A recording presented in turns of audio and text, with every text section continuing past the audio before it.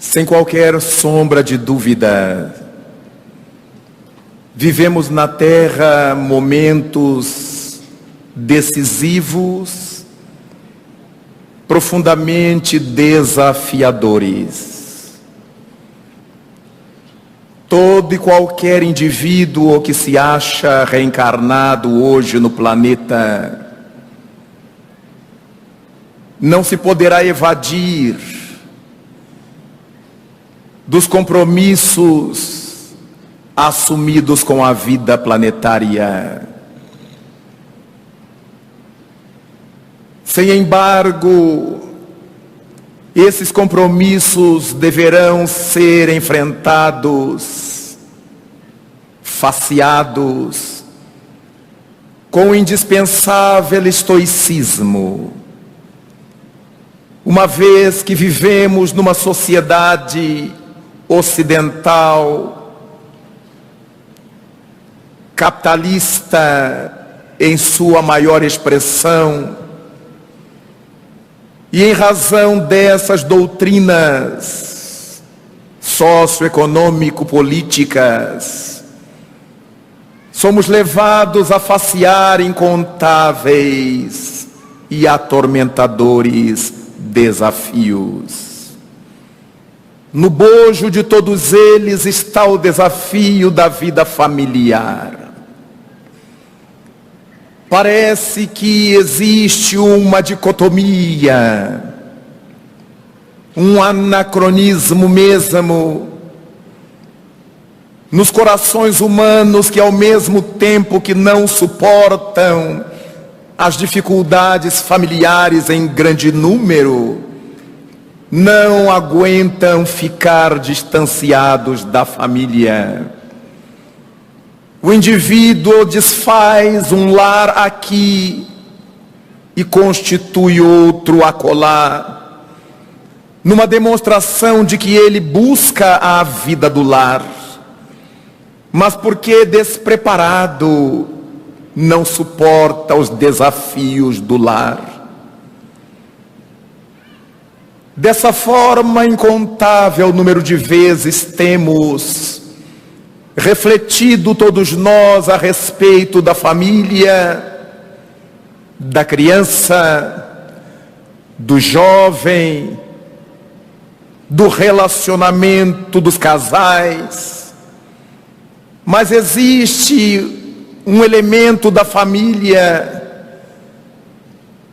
que vai sempre deixado de lado, às vezes de modo proposital, de outras vezes por esquecimento, dada a pequena importância que lhe vem sendo dada ao longo de muito tempo.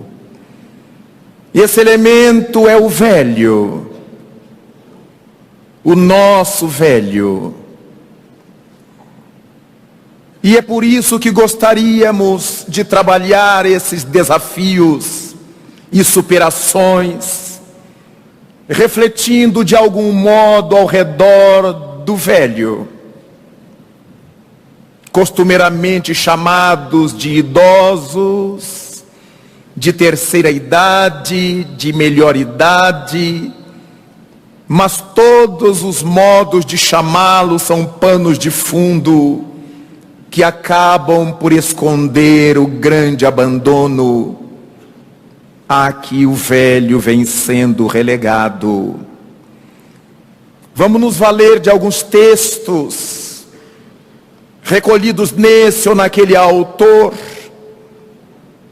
nos campos da sociologia, da psicologia formais, para embasar a nossa reflexão, que certamente permeará o pensamento doutrinário.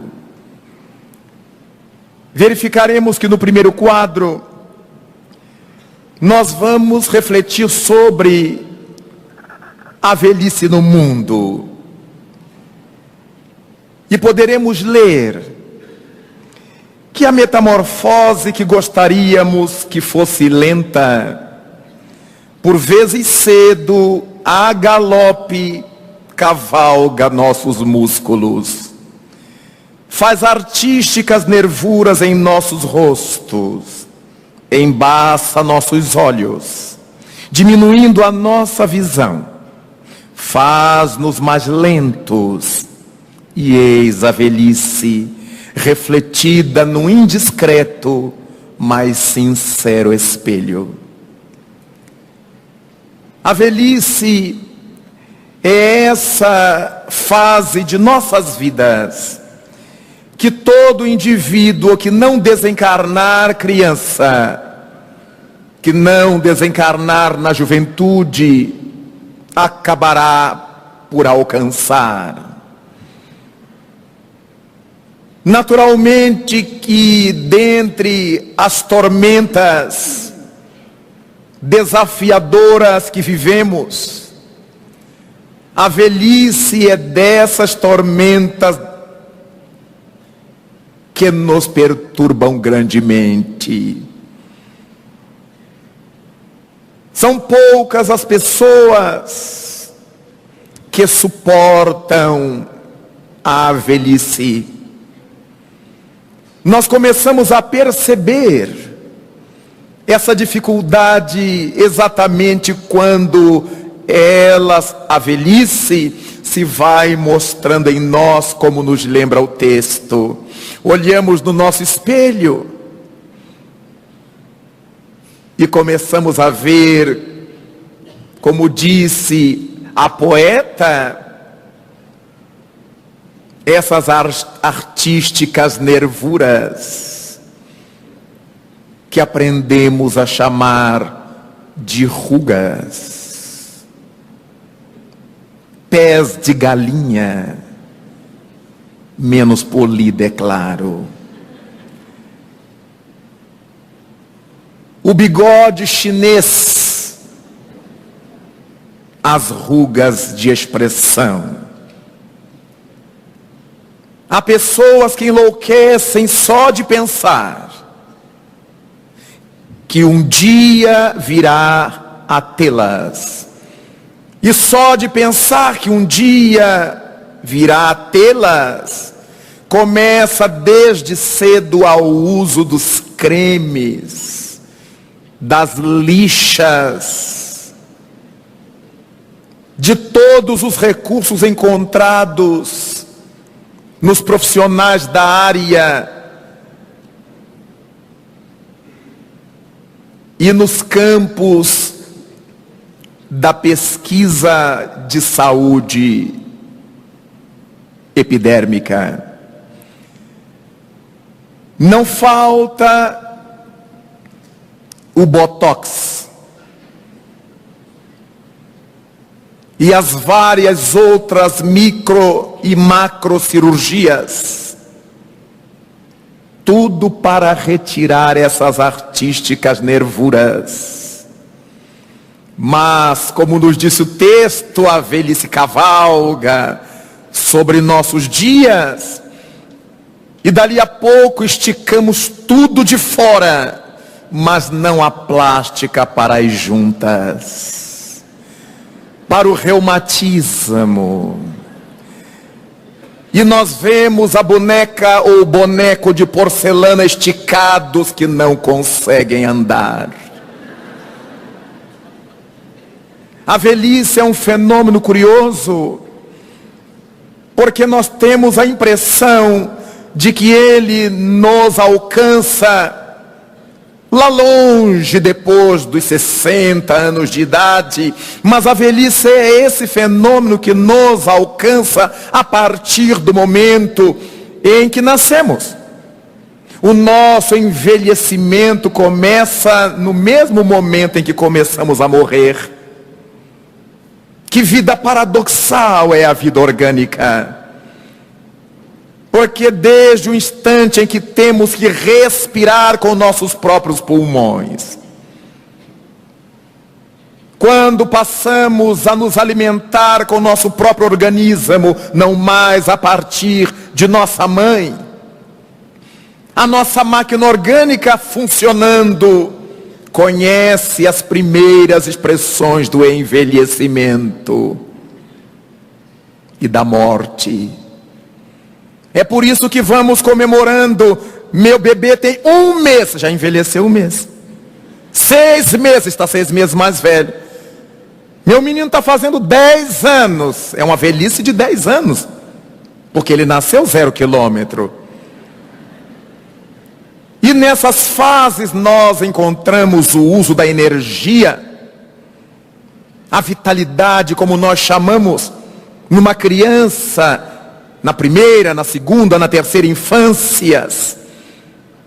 Aquela energia de tombar a família inteira. A mãe põe a criança na cama para dormir. Enquanto ela está ninando a criança, a mãe dorme, a criança passa por cima dela e vai brincar. Uma energia de pilha alcalina. E quando no auge da noite a mãe não aguenta mais de cansaço, ou o pai, a criança quer continuar brincando. E a mãe pensa, meu Deus, onde é que a gente desliga essa criança? Ela está demonstrando o auge da sua energia, o uso que faz, porque a partir do momento que ela acorda, não dorme mais. E quem estiver na casa tem que se levantar com ela. Então chegamos na adolescência, e a adolescência também está ainda antes da metade do percurso. O adolescente é uma pilha. Ele levanta, ele come bastante, enlouquecendo o pai ou a mãe que trabalham para repor o frigorífico, a despensa. Adolescente parece uma traça, há alguma coisa que consome. Eu acho que ele nem raciocina o que está comendo. Ele precisa comer, colocar coisa para dentro. Abre a geladeira, encosta a porta e vai tirando o que pode. A mãe diz, é para janta, menino. Ele já comeu. Mas é uma beleza, ele vai para o futebol, ele vai para o clube, vai para a natação, vai para o pagode, vai para a festa, vai para o namoro, vai para o funk, vai para o samba, para o que for, e chega ótimo. E se o colega bater na porta e chamá-lo para outra atividade, ele vai tranquilo. E a mãe pergunta, você não se cansa, menino? Sou jovem, mãe. É verdade. E chega aos 30 anos. E joga seu futebol. Mas já respira um pouco mais para chutar a bola. Chega aos 40, só meio tempo. Não, é para dar oportunidade aos mais moços. Mas chega aos 50, nem 5 minutos. A respiração não permite. E vamos chegando aos 55, já não podemos comer banana depois das 6 da tarde. Já não jantamos porque não digere. E aí temos que jantar às 5 da tarde, tomar um chazinho às 8 da noite. E às 10 já precisamos dormir. Não é que eu esteja velho, é que é muita luta. Nós estamos detestando chegar a esse momento do qual não podemos fugir. Dali a pouco mais, a pele vai desidratando, já começou, as nervuras vão se mostrando, e todas as aves pisam em nosso rosto. Por isso tem pé de galinha. Deve ter pé de pato, mangalô 3 vezes e tudo na cara.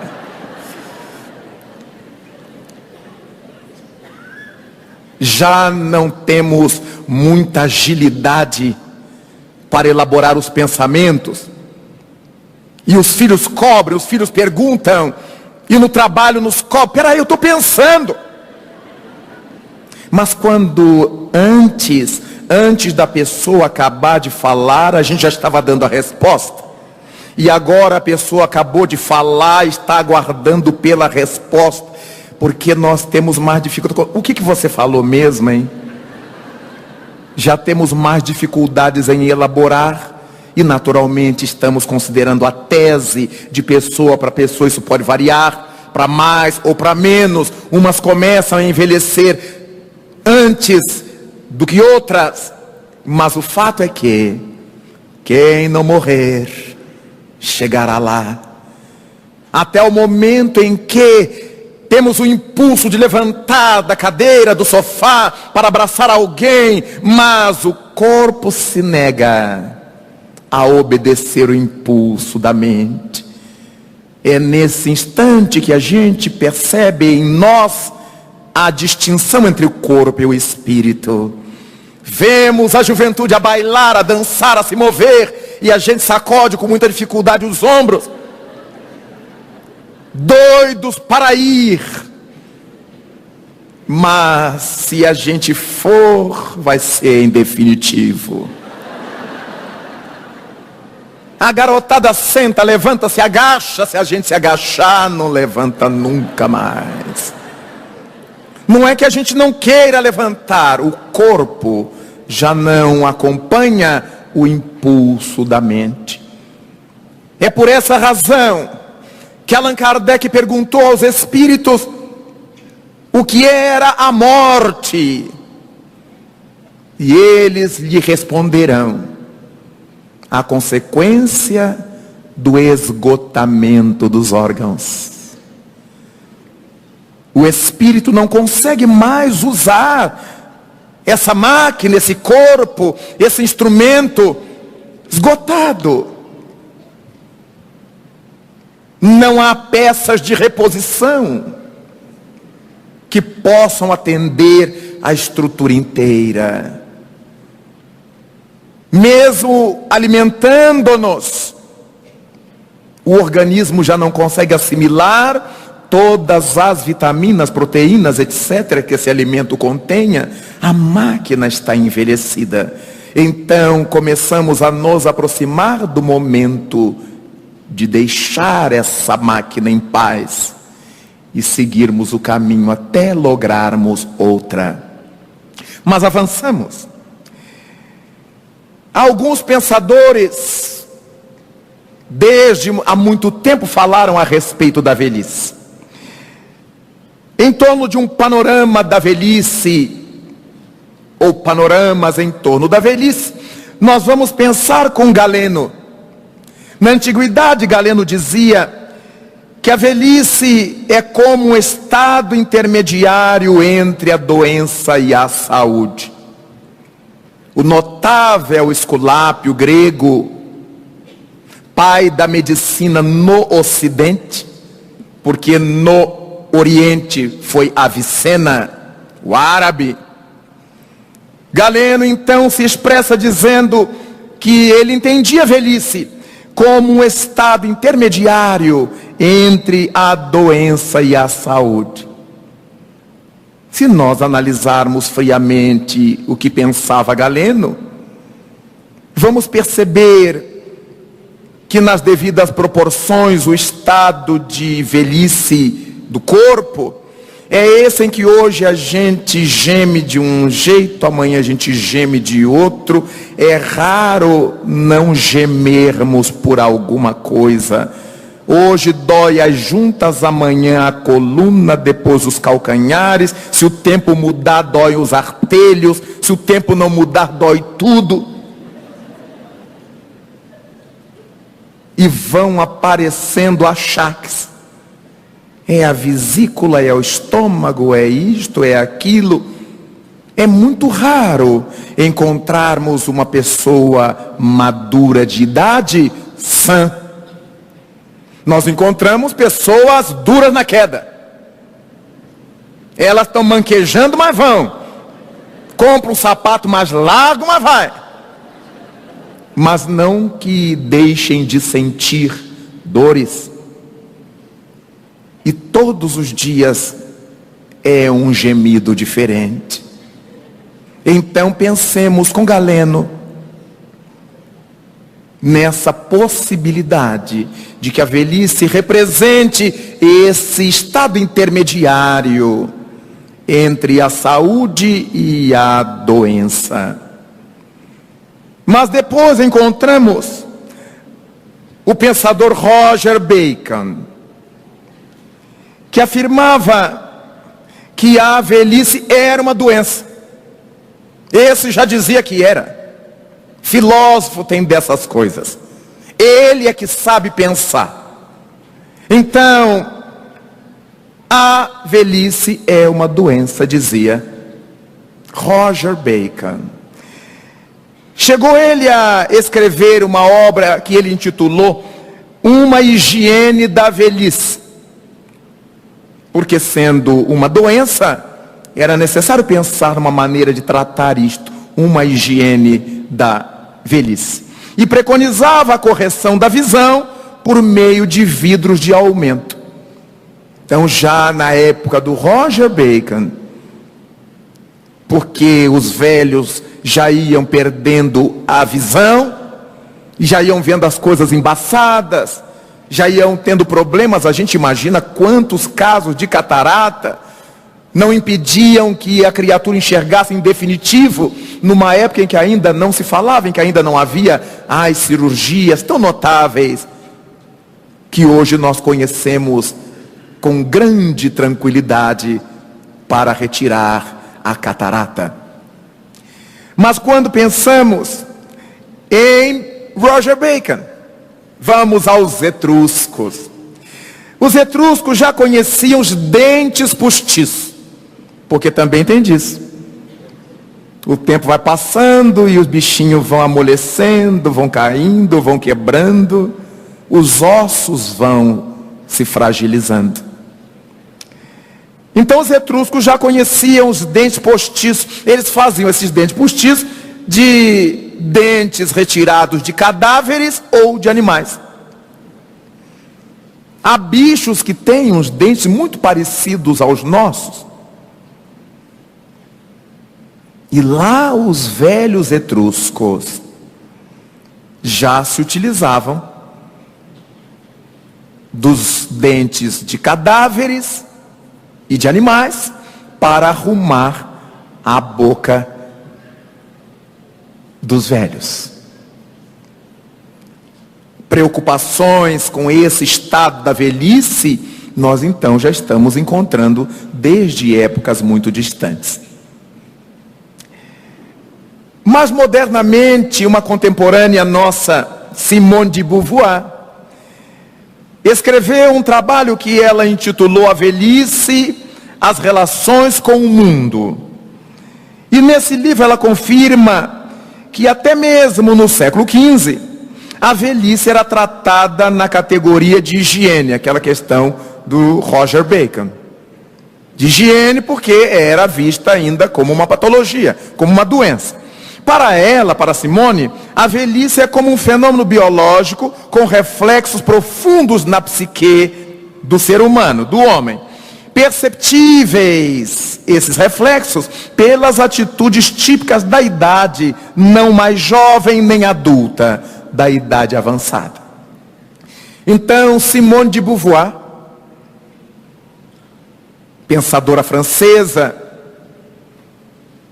esposa de Jean-Paul Sartre, sua companheira, tinha uma preocupação com essa fase da vida humana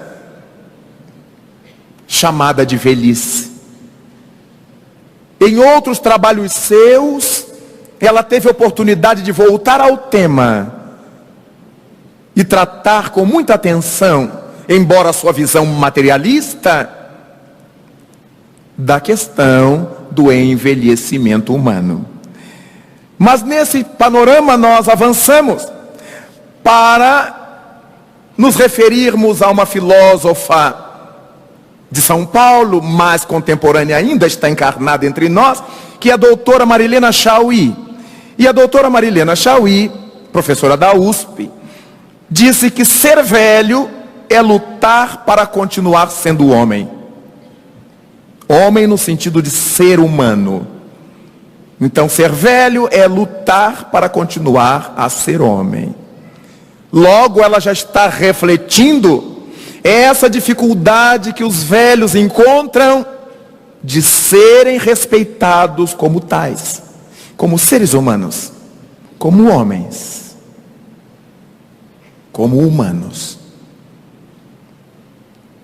Cada um desses pensadores desenvolve em seus trabalhos raciocínios muito importantes, chamam atenção para esse aspecto muito grave, que é o alijamento, o abandono da criatura humana, na medida em que ela vai se aproximando da idade mais avançada. Nós podemos perceber isto sem muita dificuldade, não apenas em nosso país, mas em outros países que vão negando postos de trabalho à pessoa na medida em que elas vão amadurecendo na idade. Essa idade está cada vez mais baixa, porque o indivíduo hoje com 30 anos de idade ele já não serve para determinadas funções. Com 40 nem se fala. Se não for concurso público, ele tem poucas chances de ser aproveitado numa atividade particular.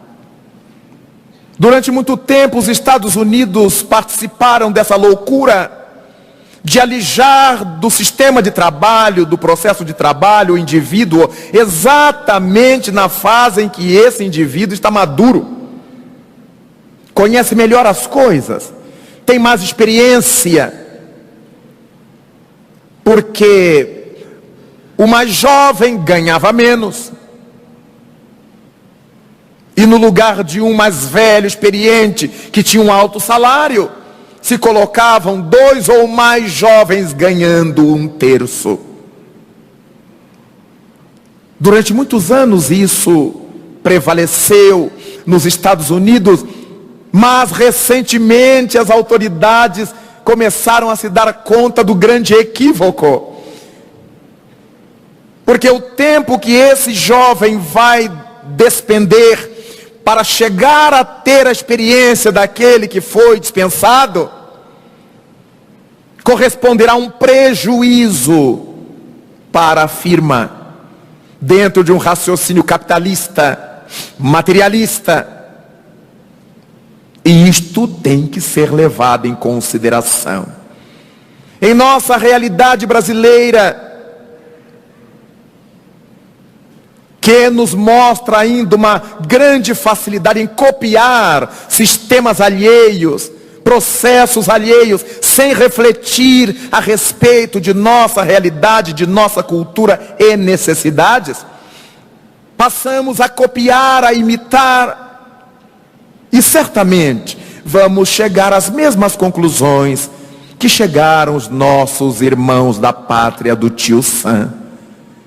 Para trazermos o jovem aos postos de trabalho, ideal seria que ele, ao chegar, encontrasse o trabalhador experiente, exatamente para lhe permitir assimilar essa experiência, crescer observando, que é muito mais pedagógico, muito mais didático, do que ter que quebrar pedras para aprender a fazer sozinho. Desse modo, nós vamos observando que a fala da doutora Marilena Chauí nos remete a essa observação. Na sua visão, ser velho é lutar para continuar a merecer respeito social, continuar a ser humano e visto como tal. Mas uma notável estudiosa dessas questões, a doutora Ecleia Bose, escreveu um outro trabalho que ela intitulou Memórias e Sociedade, Lembranças de Velhos. Ela diz: ser velho é sobreviver, referindo-se à sociedade capitalista. Ela pega uma linha similar à linha da doutora Marilena Chauí. Ser velho é sobreviver, lutar para continuar a ser homem. Tem alguma coisa muito similar na forma do raciocínio que reforça essa tese, que levanta essa perversidade social de ir relegando o velho. E por causa de todos esses preconceitos contra o velho, contra o idoso, começamos a encontrar, como disse a notável esposa de Sartre, a Madame de Beauvoir, esses processos que afetam o corpo acabam produzindo fenômenos na mente, porque as pessoas passaram a se ofender ao serem chamadas de velhas. Mas não chamadas de velhas diretamente. Basta que alguém chame uma senhora de minha tia e ela sobe nos saltos. Se chamar de vó, ela enlouquece, surta. Há algumas senhoras que dizem aos netos que não lhe chamem de avó. O momento cume da nossa vida, quando nos nascem os netos, o coroamento de uma existência, a criatura tem tanto horror, porque ela está se pautando no preconceito que se criou sobre velho e velhice. É tão interessante, porque nós chegamos aos 20 anos de idade chamando os nossos pais de velho. Ô velho, minha velha. Mas aos 25, a criatura se torna pai ou mãe. E seus filhos logo começam a lhe achar velho. Um pai com 28 anos e um filho de 5, o filho acha que seu pai é velho. E ele só tem 28 anos, 30 anos. E aí é que ele começa a estabelecer a relação do seu filho consigo e dele com seu pai. Por que é que ele chamava seus pais de velhos? Não é um tratamento obrigatoriamente desrespeitoso. Chamar alguém de velho, quando esse chamado parte do coração, é colocar a cada momento uma coroa de experiência sobre a cabeça desse velho. Desde épocas muito remotas, os velhos, quando ainda eram respeitados em grande número das sociedades, eram chamados para dirigir os grupos sociais. Eram chamados para dirimir questões sociais, morais, políticas. Tendo chegado a formar a primeira grande aristocracia política que se conheceu no mundo, a aristocracia do patriarcado ou dos anciães. E nesse contexto nós conhecemos Abraão na Judéia, Forri na China, Zaratustra na Pérsia. Eram patriarcas, eram homens maduros, velhos. Daí, como é importante nós olharmos a questão do velho com outra perspectiva. Mas há uma difícil aceitação, como vamos ver no próximo quadro, da velhice em função dessas coisas que estamos abordando. A consciência ou a aceitação do ingresso na etapa da velhice não é algo natural e espontâneo. A pessoa custa se aceitar como idosa. Exatamente o que estamos dizendo. Temos vários sinais exteriores que dizem que a gente não aceita envelhecer. Desde as cirurgias, aos tratamentos externos, às terapias. Muita gente fazendo terapia porque não concebe admitir que esteja envelhecendo. Aí nos lembramos lá de trás, quando o Roger Bacon dizia que a velhice é uma doença.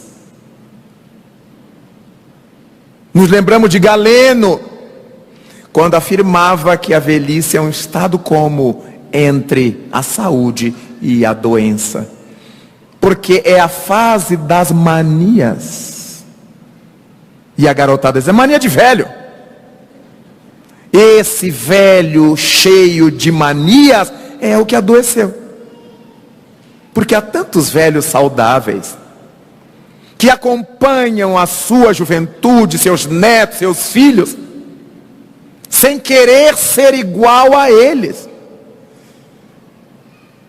O indivíduo adoece na velhice quando ele quer competir com os jovens. Vai perder feio. Mas ele quer competir. Quantos idosos nós conhecemos cheios de bravatas? Eu não estou inferior a essa garotada aí não, hein? Depende de quê? Se a gente for colocar à disposição a energia física, já perdemos longe. Se falar de maturidade, se falar de experiência, claro que os jovens ainda não chegaram lá. Mas tudo que essa garotada faz, eu faço. Ah, parece cara pálida. Não faz, não. Então são os velhos que não suportam envelhecer. É tão bonito a gente dizer para os mais jovens, olha, a minha experiência foi assim, quando eu conseguia fazer isto, quando eu fazia tal coisa, eu desenvolvia dessa forma. Hoje eu não sei como é que vocês gostariam de fazer. E isso não diminui em nada o velho. Pelo contrário, isso lhe dá uma auréola de sabedoria. Quando nós, que já passamos dos 28 anos de espiritismo, é claro, olhamos um computador, e eu confesso aos senhores que eu olho aquela coisa e me arrepia. E começo a trabalhar com medo de dar defeito. A mente da gente, né? Eu sou do tempo da máquina de datilografia. E hoje a turma trabalha com o teclado do computador. E agora já está desaparecendo o teclado do computador e bate direto com o dedo na tela de cristal líquido. E escreve diretamente na tela e a tela grava.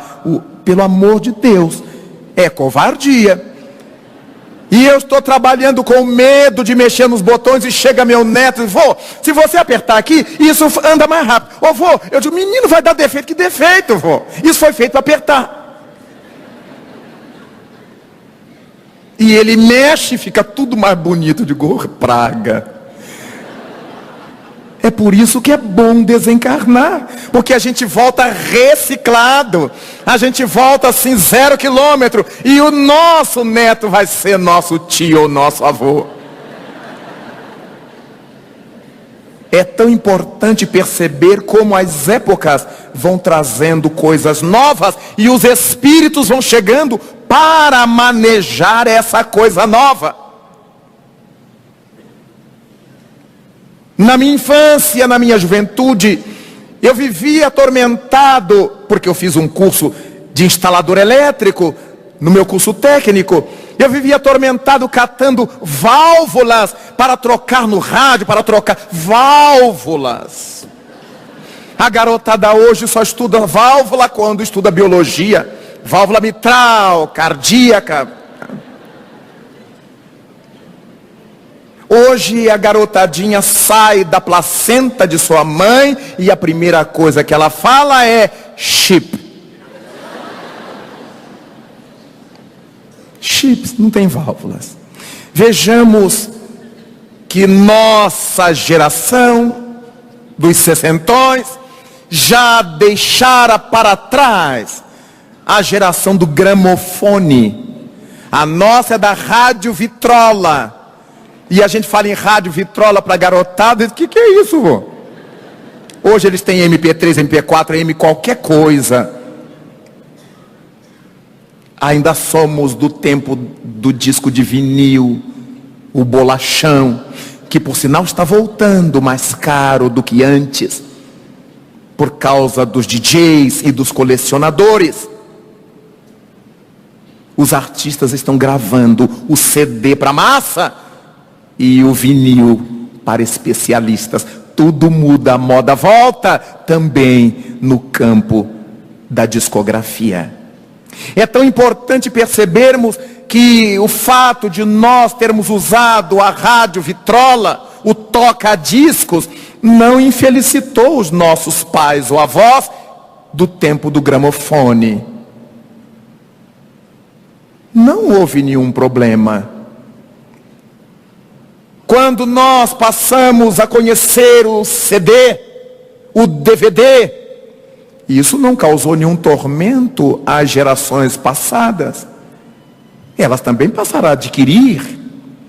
Então nós não temos que ter, na medida em que vejamos o tempo passar, nenhuma angústia, mas alegria quando tenhamos aproveitado esse tempo que passou para aprender, para crescer, para ser feliz, para fazer felicidade. Mas há difícil aceitação. A expressão ruga dói. A ruga dói. Usada por muitos que começam a envelhecer, aponta o inconformismo com a realidade indiscriminada da natureza humana. Essa expressão, a ruga dói, não é a ruga que dói propriamente, no sentido da gente sentir dor nas rugas. É aquela questão que já abordamos. A ruga dói porque nós não gostamos de envelhecer. A ruga dói porque nós nos envergonhamos com o rosto amarrotado. A ruga dói porque nós não temos coragem de assumir que já vivemos longas décadas e que agora é preciso abrir espaço para quem vem. Não é necessário que a gente saia do caminho deles, mas é necessário que a gente dê caminho a eles. Como qualquer pai que ajuda a criança a andar segurando-lhe a mão, eles ambos estão pelo mesmo caminho, mas ele está dando espaço para o seu filho aprender a caminhar. Nenhuma vergonha por envelhecer, mas aprender a envelhecer com saúde do juízo. Quantas são as pessoas que nos procuram na instituição espírita para falar a respeito dos seus velhos de casa, dos seus idosos, aqueles que ainda têm a felicidade de estar em casa, no mundo, numa sociedade que nada obstante se afirme cristã, detesta cuidar dos seus velhos com as felizes exceções. Mas aqueles que ficam em casa, os filhos, os parentes, costumam nos dizer: eu não posso explicar a razão pela qual meu avô ou minha avó eram pessoas assim tão finas, eram pessoas tão polidas, tão puritanas, e agora, depois que foram atacadas pela velhice ou pela enfermidade, elas estão pornográficas, sexólatras. Lá em casa a vovó é um vexame. Não pode chegar um amigo meu, não pode chegar um amigo do meu filho, meu avô, e as pessoas vão contando os casos, perfeitamente explicáveis, quando nós conhecemos o pensamento espírita. Há diferenças entre nós nos corrigirmos, renovarmos nossa intimidade e nos pintarmos por fora e nos invernizarmos. Aquela criatura que hoje, na velhice ou na doença, expõe essas mazelas da pornografia, da agressividade ou da violência, sem que esteja sofrendo uma doença mental, é a sexualização que ela reteve no íntimo, fingindo que não era. O vovô, que era tão puro, a vovó, que era tão pura, e agora expressa essa patologia, expressam esse tormento, é o tormento que eles retiveram. Eles não trabalharam isto, porque era vergonhoso falar que se sofria um tormento sexual. Era feio dizer que se tinha um desejo sexual. Então as pessoas viviam trancadas na sua pretensa crença religiosa, e porque eram capazes de enganar aos de fora, não se deram conta de que a gente não se consegue iludir.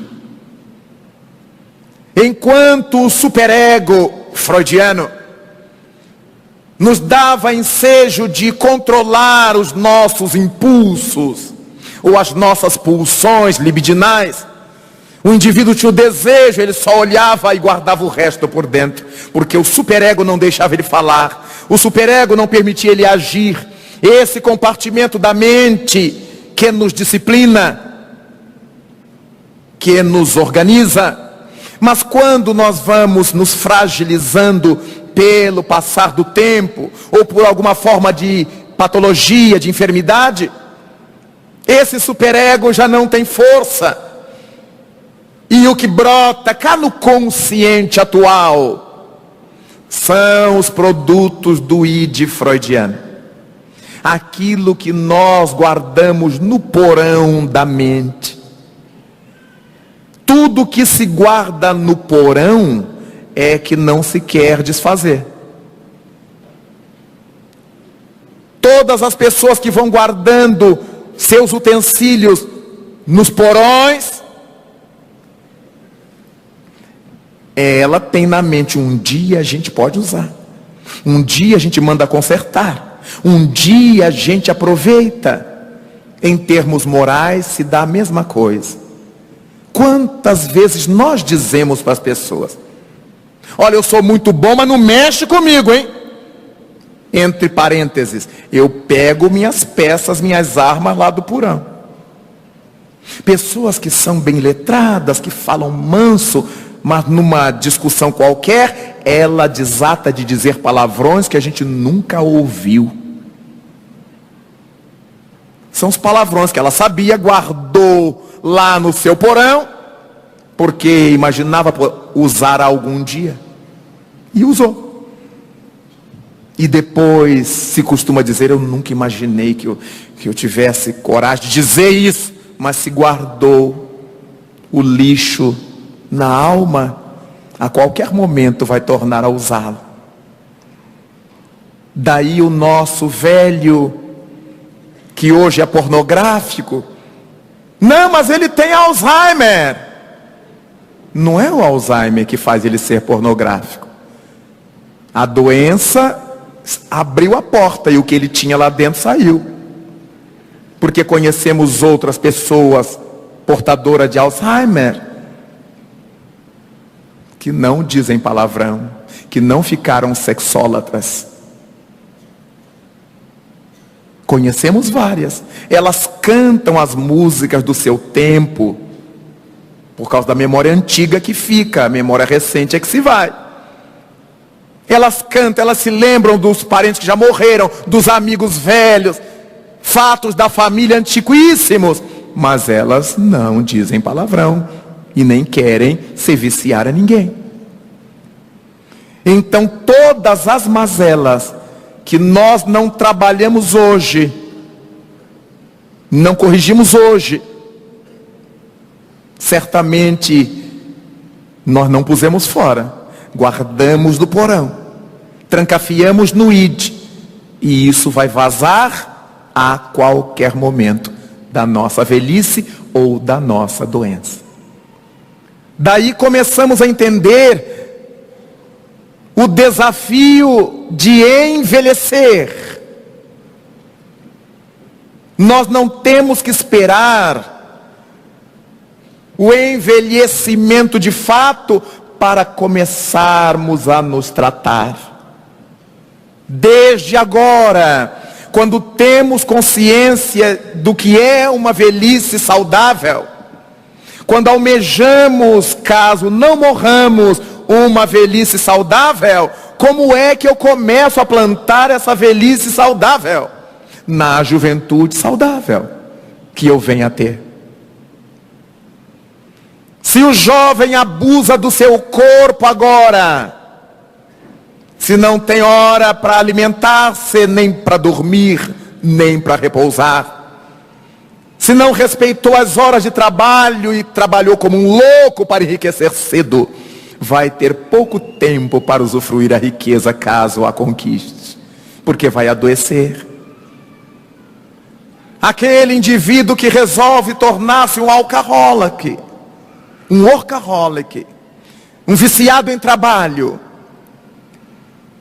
porque tem que ganhar muito dinheiro, ele vai usar metade da vida para ganhar esse dinheiro e a outra metade para gastar com os médicos.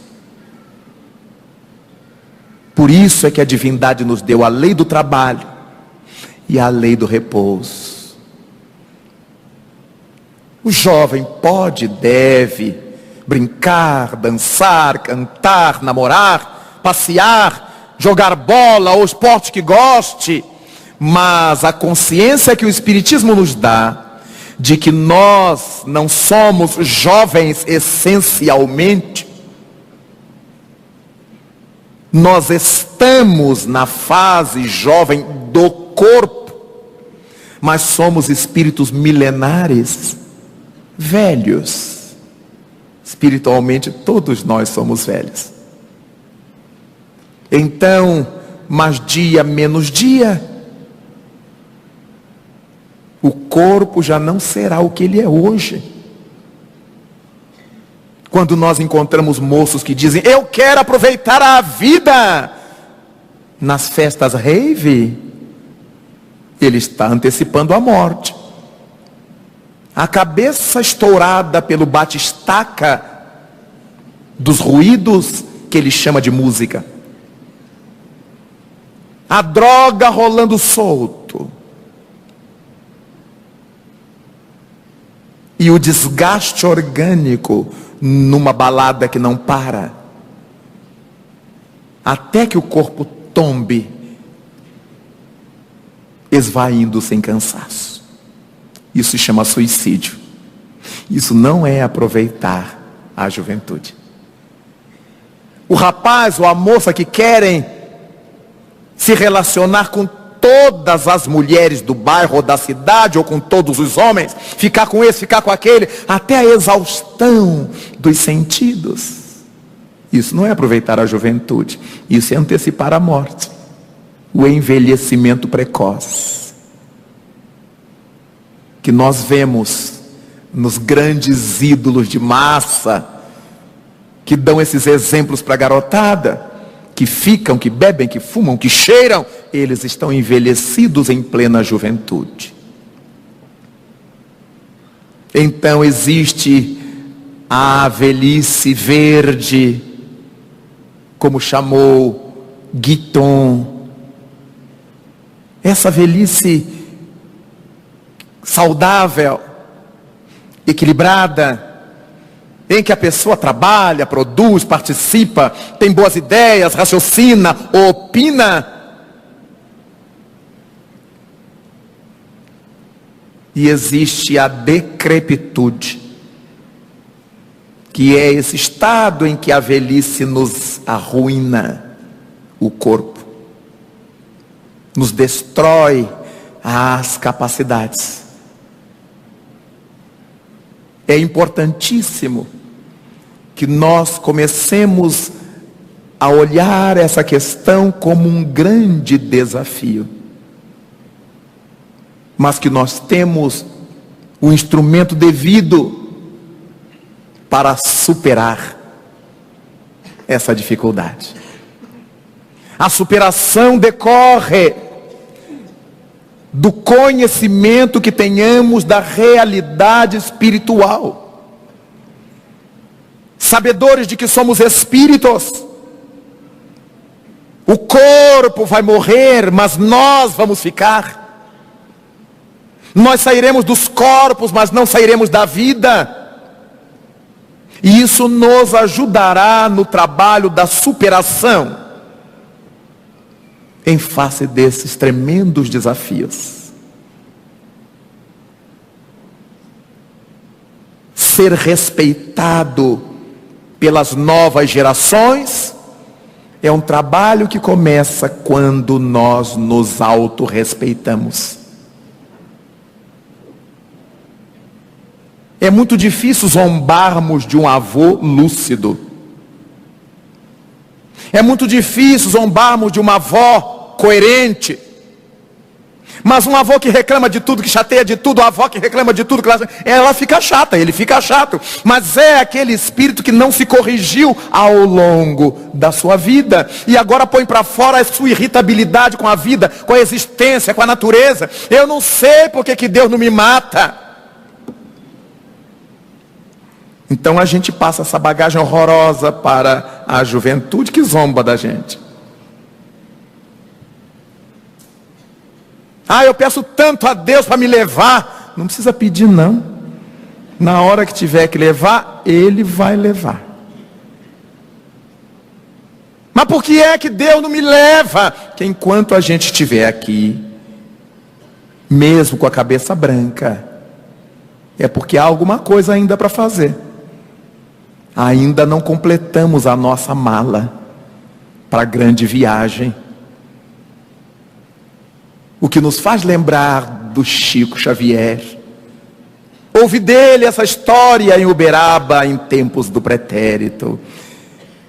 Disse ele que, num período de sua vida, esteve muito doente e precisou ser submetido a uma cirurgia delicada. Era um problema renal. E no pós-operatório ele sentia muitas dores e passou muito mal. E supôs que já tivesse chegado sua hora. Orava todos os dias pedindo a presença de Emmanuel, seu guia espiritual. E no momento em que Emmanuel se lhe apresentou, Chico lamentou-se das dores que estava sentindo e perguntou ao benfeitor: o senhor acha que já está na hora de eu partir, meu irmão? E o educador Emmanuel respondeu para Chico: Chico, você ainda não fez a mala, não completou sua mala, ainda não tem merecimento para voltar. E se foi. E o Chico dizia para nós, com seu jeito bem mineiro, pondo a mão em concha do lado da boca: a partir daí, eu nunca mais arrumei mala nenhuma. Eu deixo sempre uma pecinha de fora. Se alguém me convida para um evento em dezembro e é janeiro, E eu digo assim, deixa para junho do outro ano, que eu já ganhei 1 ano e meio. Se alguém me convida para uma data, eu empurro para 1 ano à frente. E ria-se o velho Chico Xavier, com seus achaques físicos, mas a alma saudável. A tal ponto que o jornalista perguntou-lhe um dia como é que ele se sentia depois de um surto de enfermidade que sofreu. E ele respondeu tranquilo, eu estou muito bem, porque eu sou um doente são. O filósofo Chico Xavier. Ele era um doente porque o corpo estava refletindo os problemas trazidos do passado. Mas nessa encarnação ele estava laborando para não se comprometer e manter a saúde.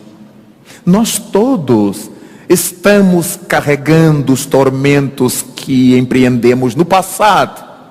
Por isso um tem problema de vista, de olho, de reumatismo, de coluna, de enxaqueca, disso, daquilo, de fígado, de rim, de estômago, de intestino. Todas as zonas que foram lesionadas por nós, elas voltam hoje expressando a lesão para que sejam tratadas. Uma vez que o Espiritismo nos ensina isto, eu preciso plantar hoje coisa melhor para o meu futuro.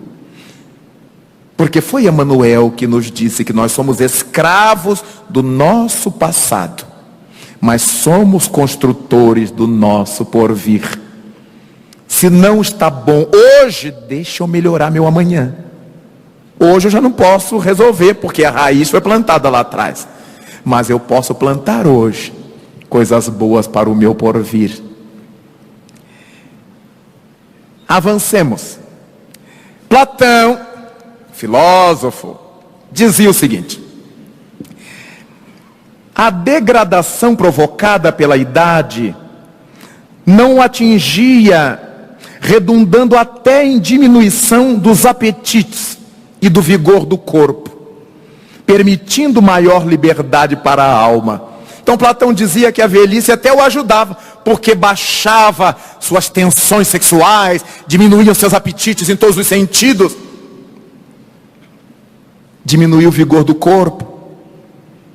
E sem essas pressões todas cobrando dele alguma atitude, ele tinha mais mente, mais tempo, mais possibilidade de cuidar da alma. Quando nós vemos as pessoas irem ficando velhas e quererem continuar jovem, e quer fazer todo o sexo que fazia na juventude, e quer ter todas as mulheres que tinham na juventude, e todos os homens que tinham na juventude, eles ficam velhos atormentados e não aproveitam essa fase boa de refletir, de saber, de orientar, de curtir, sem tormentos. Eles arranjam novos tormentos. Mas Aristóteles, o velho Aristóteles, foi mais duro, porque disse que a bela velhice é aquela que tem a lentidão da idade livre de enfermidades. Então Aristóteles disse isso. A bela velhice é aquela que tem a lentidão da idade livre das enfermidades. O sujeito envelhece, mas está um doente são, como Chico Xavier. Para ele a velhice não é uma garantia, nem uma sagacidade, nem é uma garantia de capacidade política, não é uma garantia de sagacidade, melhor dizendo, nem uma garantia de capacidade política, nem mesmo de experiência útil. Ninguém pode olhar para o velho só porque ele é velho, ele teve experiência útil, ele fez. Não é. Ela não passa de uma acumulação de erros em um espírito endurecido pela idade. Então, quando o espírito é endurecido pela idade, a velhice não passa de uma acumulação de erro. Quando o sujeito se atormentou ao longo da vida, a velhice não é bela, como ele começou a dizer. É uma velhice atormentada. é uma velhice atordoada. Então é muito importante que a gente opte por desenvolver-nos para termos uma velhice bela, que segundo Aristóteles é aquela que tem a lentidão da idade livre de enfermidades. E naturalmente, filosofando, as piores enfermidades não são aquelas que nos achacam o corpo, são aquelas que nos atormentam a alma. Avancemos ainda para vermos o que disse Sócrates, o velho Sócrates. O contato com os velhos é instrutivo. Porque o velho é um livro de histórias. O velho é uma enciclopédia. Mesmo quando ele não tenha frequentado escola, a vida que ele teve, as lutas que ele viveu, os embates que enfrentou, dão-lhe essa característica de ter sempre um bom papo, conversar com os velhos. Parece que eles estão fixados no seu passado, eles estão nos passando experiências. Se tivermos bons olhos, como aprenderemos com os velhos? E por fim verificamos que esses controvertidos entendimentos quanto à velhice demonstram a visão de mundo de seus autores. Cada autor dizendo uma coisa sobre a velhice, desde lá de Galeno. A aceitação ou negação da velhice variam nas culturas e variam de um par de outros pensadores. Variam de um para outros pensadores. Então é óbvio que na nossa estrutura de vida, envelhecer faz parte do processo. Se não morrermos na infância, se não perecermos na juventude, vamos entrar pelos dias da velhice. Importante então lembrarmos-nos do que podemos fazer hoje, para que a nossa velhice seja agradável, bela, verde, suave. Chico Xavier recebeu de Humberto de Campos uma página intitulada Velhos e Moços, que se acha no seu livro A Boa Nova.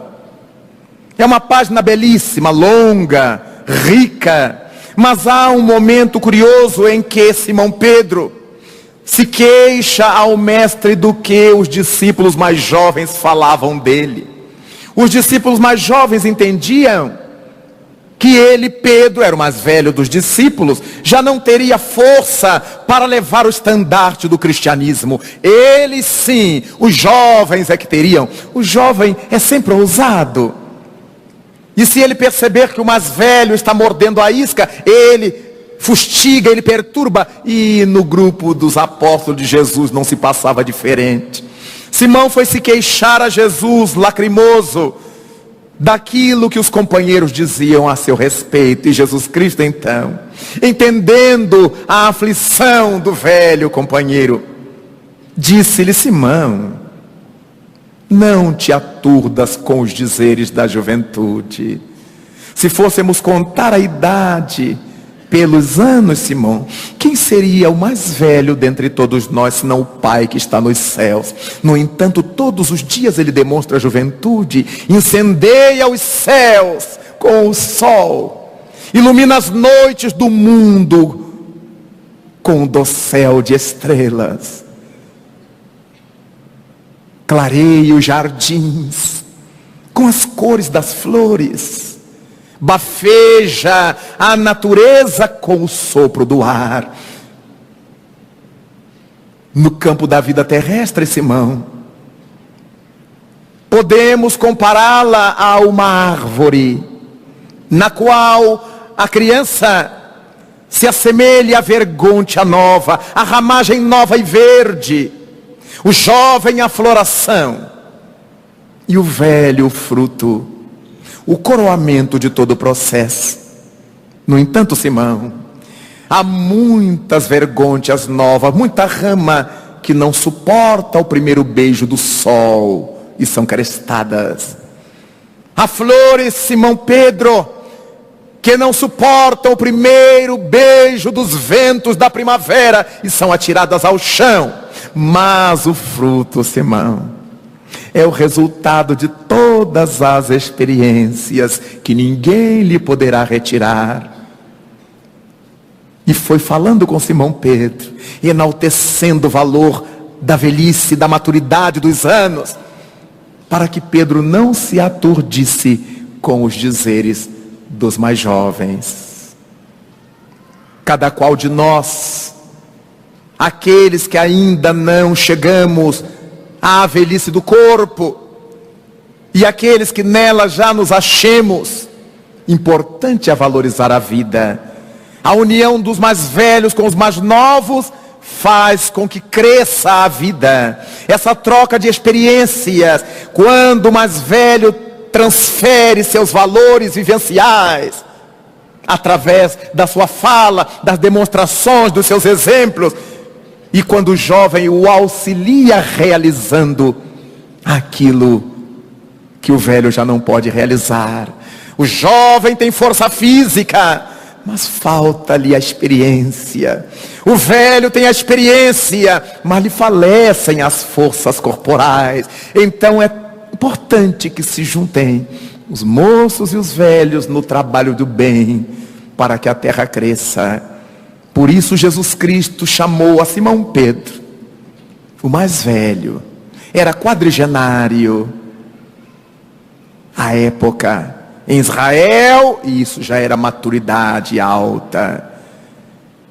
E chamou a João, adolescente ainda, para que pudessem o mais velho e o mais jovem ajudarem na construção do reino de Deus na terra.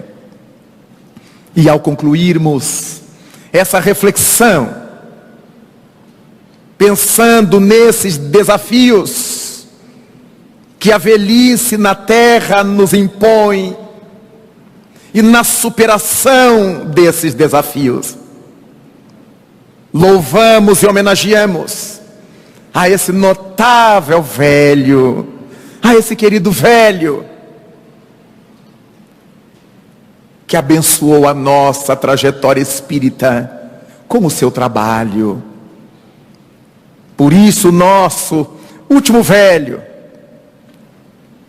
é o nosso doce e encantado Chico Amor Xavier. Que o Senhor de bênçãos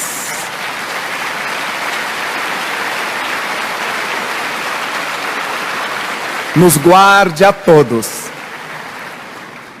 e nos despeça nesta noite, envolvidos neste amor de Cristo, para que abracemos os nossos avós quando cheguemos a casa, envolvamos os nossos pais quando voltemos ao lar, e se nos olharmos no espelho e notarmos as artísticas ranhuras que o tempo fez em nossa face,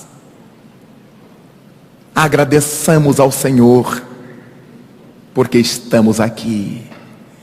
E digamos a Ele de todo o nosso coração: louvado sejas, Senhor, na glória do lar celeste, pelos bens que nos trouxeste no evangelho da nossa redenção, na tarefa renovada que o teu olhar nos concede.